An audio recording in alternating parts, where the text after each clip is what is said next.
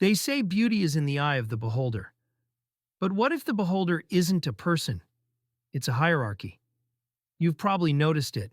You walk into one room and feel magnetic. Every glance finds you.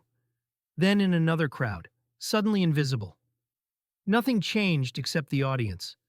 So, how can someone be beautiful and average, even ugly at the same time? This isn't vanity. It's neuroscience, sociology, and a bit of cruel math. Let's unpack the strange, shifting science of attractiveness. First truth. Attractiveness is relative. Not poetic. Literally relative. Psychologists call this the contrast effect. When you're judged right after someone else, your rating changes based on that comparison. Our brains don't measure beauty like an independent scale. They measure difference. Beauty isn't a number. It's a comparison.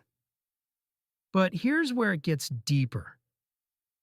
These comparisons happen inside invisible social ladders, what researchers call the beauty hierarchy. Every group, your school, your workplace, your city, has its own unwritten ranking of what beautiful means, and your position on that ladder isn't fixed. It shifts depending on who's around you. Sociologists describe this as the hierarchy of beauty, or hierarchy of hotness. It's not just about faces, it's power, class, culture. A person seen as a 10 in one environment might be a 6 in another. Not because they changed, but because the standard did. The wealthy elite, fashion insiders, or influencers often set that standard. What's considered hot at the top trickles down and defines what's normal everywhere else. You might not be judged by your features at all, but by how close you align with the power aesthetic of your social group. Back in 1954, psychologist Leon Festinger proposed the social comparison theory. He found that humans constantly measure themselves against others to find their place. We don't just compare wealth or success, we compare faces. This happens unconsciously, thousands of times a day. When you scroll Instagram, when you enter a room, your brain's visual system ranks you relative to everyone else. It's automatic, primal, and merciless. Add to that the assimilation contrast theory, a cognitive quirk that decides how you borrow or lose attractiveness. If you're slightly less attractive than the group, you get assimilated. You blend in.